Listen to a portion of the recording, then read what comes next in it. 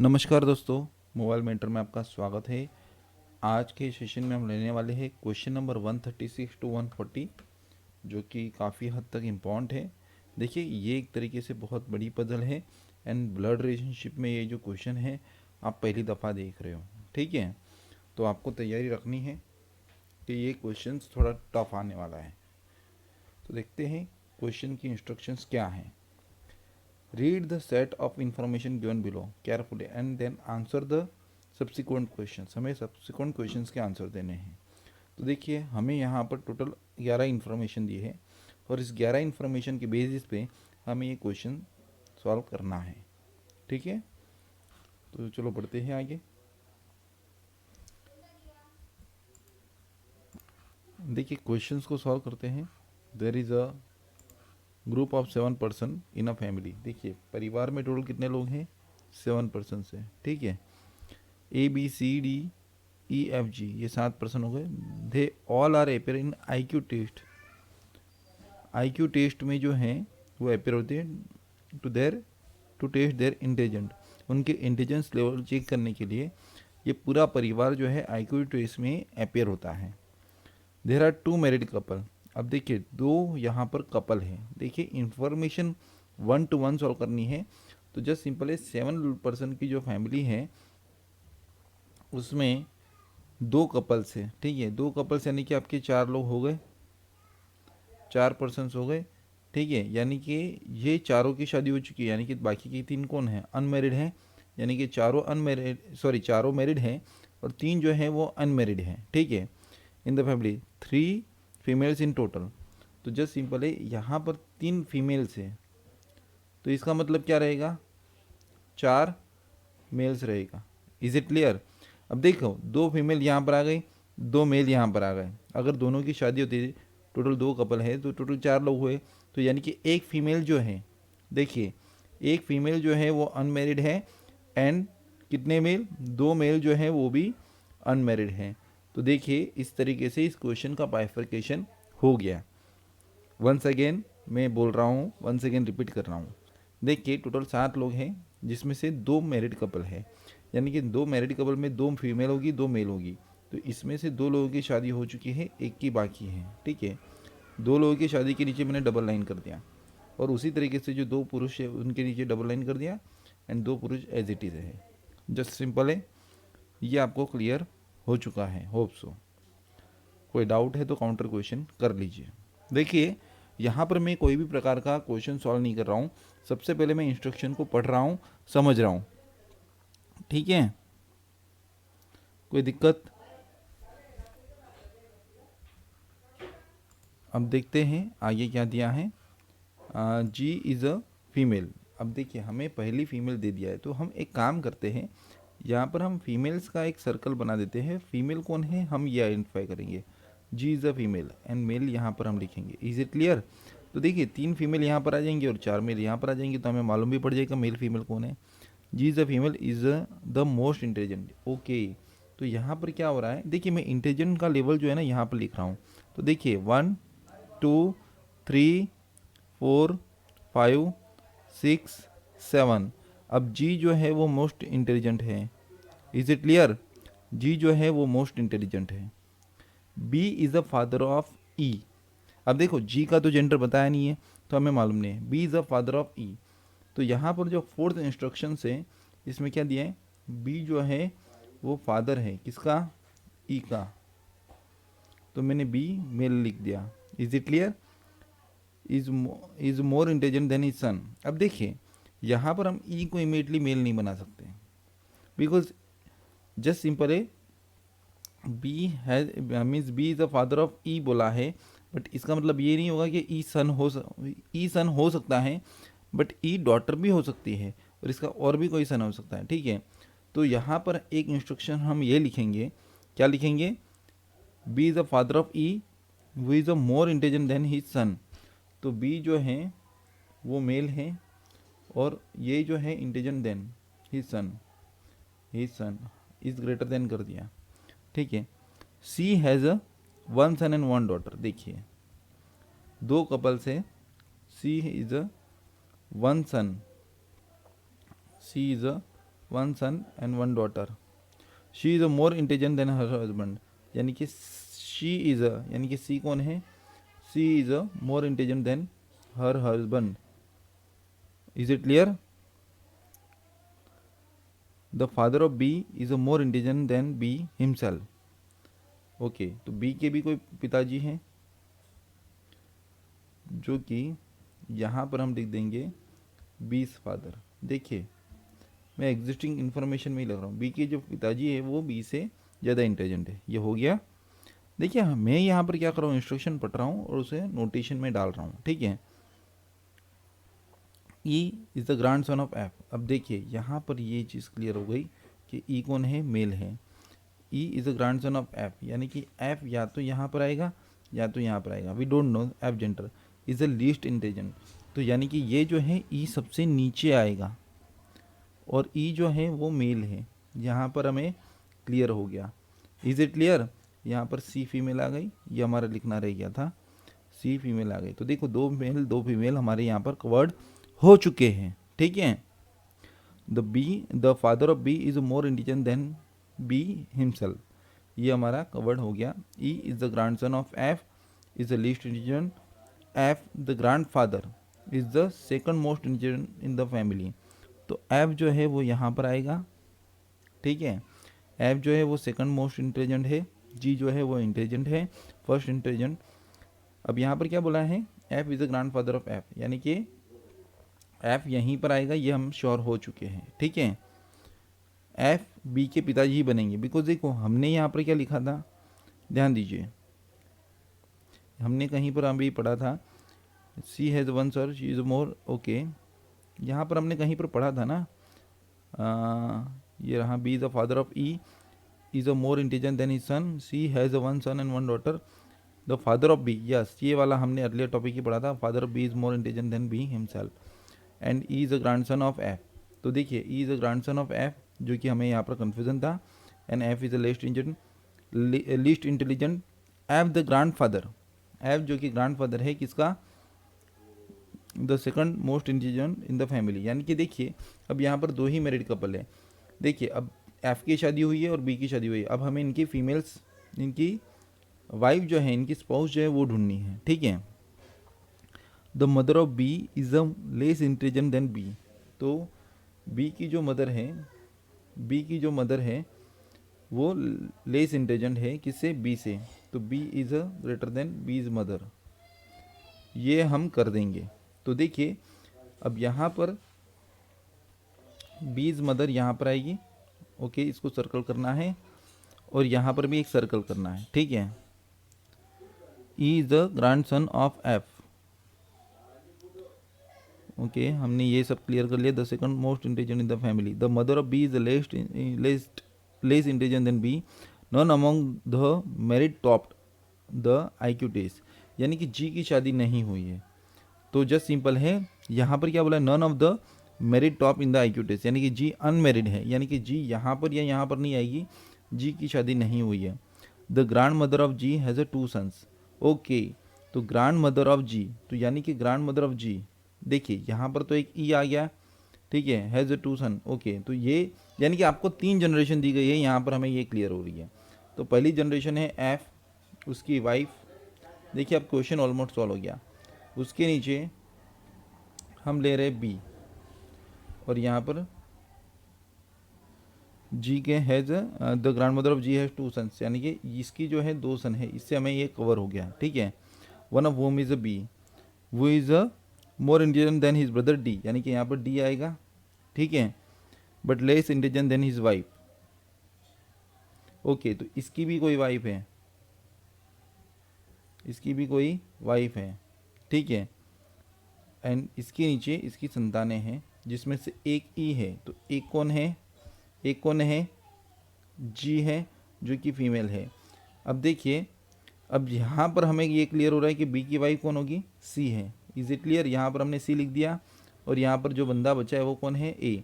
तो देखिए हमारे पास यहाँ पर मेल कौन कौन बचे, B, E, D and F, ये बन गया। और हमें लास्ट में मालूम पड़ रहा है कि ए फीमेल है, ठीक है, बिकॉज यहाँ पर सी आ रही है, ठीक है। सी के जो है 2 चाइल्ड हैं, एक मेल है एक फीमेल है, इससे यह मालूम पड़ रहा है कि भाई सी यहीं पर आएगी। नहीं तो क्या बोला है, जो ग्रैंड मदर ऑफ जी है उसके 2 बेटे हैं, तो ये एक बना और ये एक बना, तो यहाँ पर सी नहीं बैठेगी, यहाँ पर सी बैठेगी। Is it clear? Nobody is a widow और a widower in the family. तो ये आपको अभी ब्लड रिलेशनशिप सॉल्व हो गया है। बट अभी भी हमारा जो IQ टेस्ट का रिजल्ट है वो डिक्लेयर होना बाकी है। समझ में आ रहा है? B's father is a more intelligent than B, ये बोल दिया, and B is a more intelligent than is son. ठीक है। अब यहाँ पर क्या बनेगा, ध्यान दीजिए। अब देखिए यहाँ पर क्या हो रहा है कि हमें एक स्टेटमेंट बोला है कि सी जो है उसके हस्बैंड से ज़्यादा इंटेलिजेंट है, तो सी का हस्बैंड कौन है पहले ये हमें ढूंढना है। तो सी का हस्बैंड कौन मिला, बी। ओके, तो यहाँ पर सी बनेगी एंड बी बनेगी। Is it clear? And B यहाँ पर क्या बोला है, यहाँ पर एक स्टेटमेंट था कि बी जो है, बी वो is a more intelligent than is brother, यानी कि बी जो है उसके ब्रदर से ज़्यादा इंटेलिजेंट है। एंड यहाँ पर क्या बनेगा, उसकी मदर भी है यहाँ पर, है ना। B is a more intelligent than his son, वो भी यहाँ पर कवर्ड हो गया। एंड यहाँ पर था बी जो है वो मोर इंटेलिजेंट है उसके ये। अब देखिए यहाँ पर जो है एक चीज़ रहेगी कि ये दोनों में इंटरचेंजिंग होने के चांसेस है, इन दोनों में DNA में, या A एंड D भी हो सकता है। बिकॉज देखिए यहाँ पर क्या बोला है, B is a more intelligent than his son, तो यहाँ पर तो इसका सन तो सी जो है, सॉरी ई जो है वो यहाँ पर बैठ रहा है, बट DNA में कन्फ्यूज़न रहेगा। Because DNA A and D भी हो सकता है। बिकॉज यहाँ पर क्या बोला है, तो यहाँ पर जो है हमें A और D और D और A के बीच में कन्फ्यूज़न रहेगा। यहाँ पर क्या बोला है, the mother of B is the less intelligent than B, but less तो कितनी लेस ये नहीं मालूम पड़ रहा है, जो कि देखिए आपको यहाँ पर मालूम पड़ रहा है। और यहाँ पर क्या बोला है, बी वो is a more intelligent than his sun, he is brother D.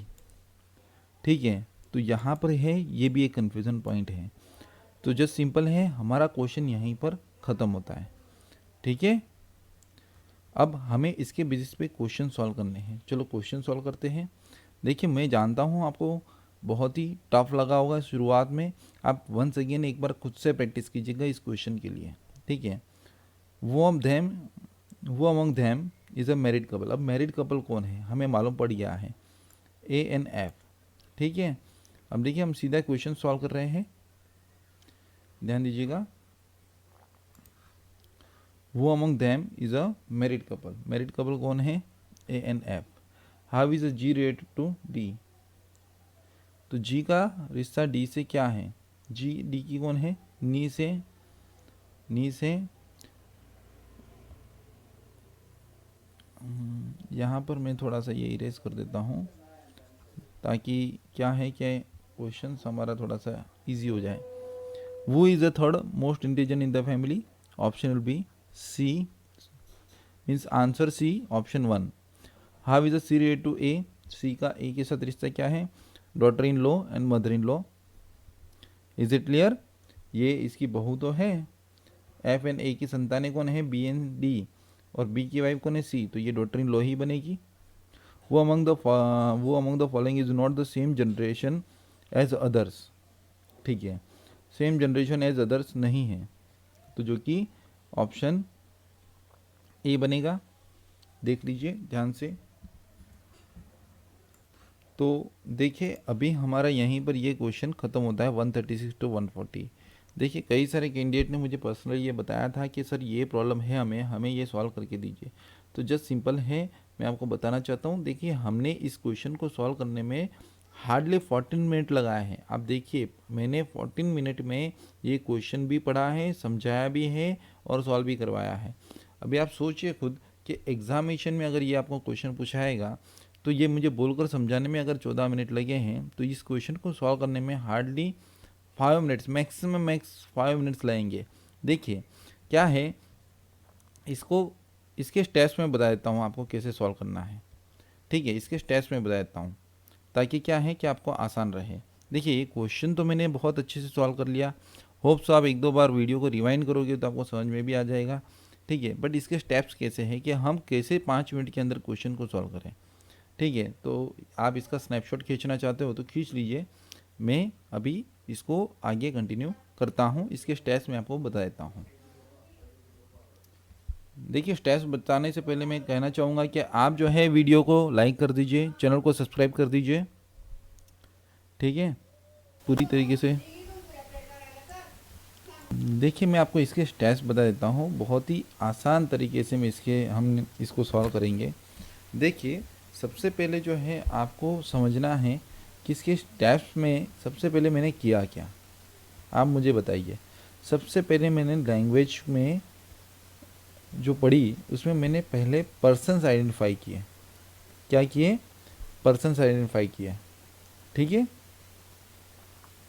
Is it clear? सबसे पहले हमने क्या किया? पर्सन आइडेंटिफाई किए। तो देखिए, हमारा जो पहला स्टेप है वो क्या है? सबसे पहला लैंग्वेज को रीड द लैंग्वेज। देखिए, मैं यहाँ पर लिख रहा हूँ रीड द लैंग्वेज, ठीक है, वेरी केयरफुली। उसके बाद सेकंड स्टेप क्या है? Identify number of persons, identify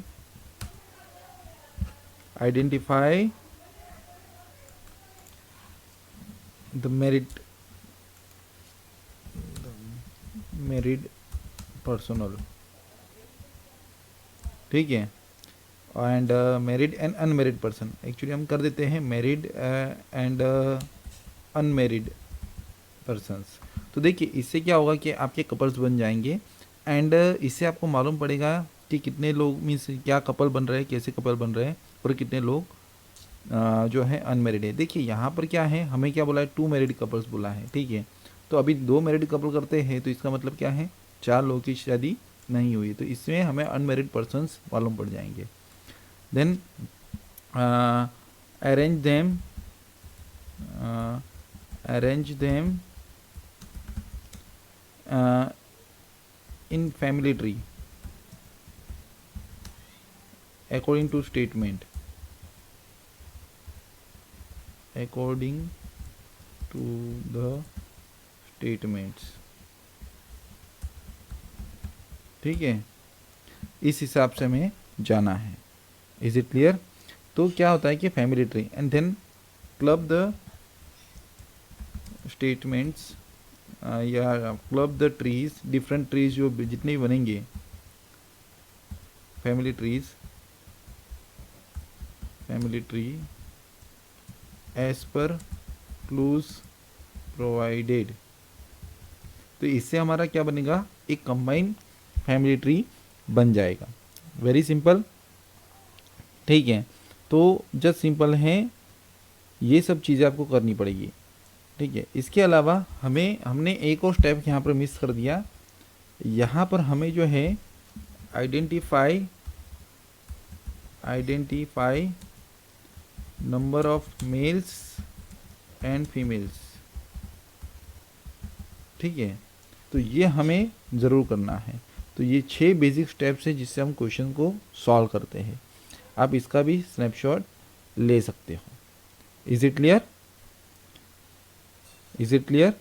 देखिए, मैंने कोशिश की है कि ये जो क्वेश्चंस हैं इसको स्टेप वाइज कैसे सॉल्व करें। अनदर थिंग, हमें डायरेक्ट फैमिली ट्री बनाने की कोशिश नहीं करनी है, इसको लैंग्वेज बेस सॉल्व करना है। 1 to 1 लैंग्वेज जो यहाँ पर 11 स्टेटमेंट दिए गए हैं उसको हमें प्रॉपर वे से अरेंज करना है, एंड देन कॉमन एलिमेंट से tree as per clues provided, यानी कि यहाँ पर common elements, through common elements हम कर देते हैं, ठीक है, थ्रू कॉमन पर्सन्स। तो इससे हमारा पूरा फैमिली ट्री बन जाएगा, और इसमें हमें मेल फीमेल भी मिल जाएगा, क्या है क्या नहीं है। और जिसका नहीं मिलता उसको हम एज इट इज़ रखेंगे। अब देखो, यहाँ पर भी एक चीज़ बताई है, nobody is a widow और अ विडोवर, यानी कि बाकी के 3 रहेंगे वो अनमेरिड पर्सन ही रहेंगे। अब देखो, 2 मैरिड कपल है ऐसा बोला है, ठीक है। इसका मतलब ये नहीं है कि बाकी और किसी की शादी नहीं हुई। देखिए, 2 मैरिड कपल, विडो भी हो सकता है, विडोवर भी हो सकता है, बट ये हमें लास्ट स्टेटमेंट में बताया है कि भाई इसमें से कोई विडो या विडोवर नहीं है। तो ऐसा भी हो सकता था कि डी की शादी हो जाती बट वो विडो होता या विडोवर होता। जस्ट सिंपल है। Is it clear? Actually D तो मेल है तो ये विडोवर हो गया। Is it clear? कोई दिक्कत? तो जस्ट सिंपल है, ये आपके बेसिक स्टेप्स है। आप इसी तर्ज पर आगे वाले सभी जो क्वेश्चंस हैं, आने वाले जो सभी जो क्वेश्चंस हैं वो सभी के सभी सॉल्व कीजिए। आपको यहाँ पर मैंने स्टेटमेंट दे दिए हैं, ठीक है, पूरी तरीके से। ये देखिए हाउस वाइफ, अब तो यहाँ पर प्रोफेशन भी आ गया, तो उसको सॉल्व कीजिएगा एंड मुझे आंसर्स दीजिएगा। आप कोशिश कीजिए। अब ये जो PDF फाइल है मैंने डिस्क्रिप्शन में इसकी लिंक डाल दी है, आप डिस्क्रिप्शन से इसे डाउनलोड कर ले एंड क्वेश्चंस को सॉल्व कर ले, ठीक है। नेक्स्ट क्वेश्चन बहुत ही इंपॉर्टेंट है और ये कुछ क्वेश्चन है जो कि मैंने आपको होमवर्क में दिए हुए हैं। इसमें अगर कोई भी डाउट है तो मुझे इस लेक्चर के कमेंट सेक्शन में ज़रूर बता देना कि सर ये क्वेश्चन में मुझे डाउट है, ठीक है। सो गाइज आज हम यहीं पे रुकते हैं, हम मिलेंगे नेक्स्ट लेक्चर में इसी वक्त इसी समय। Thank you for watching this video.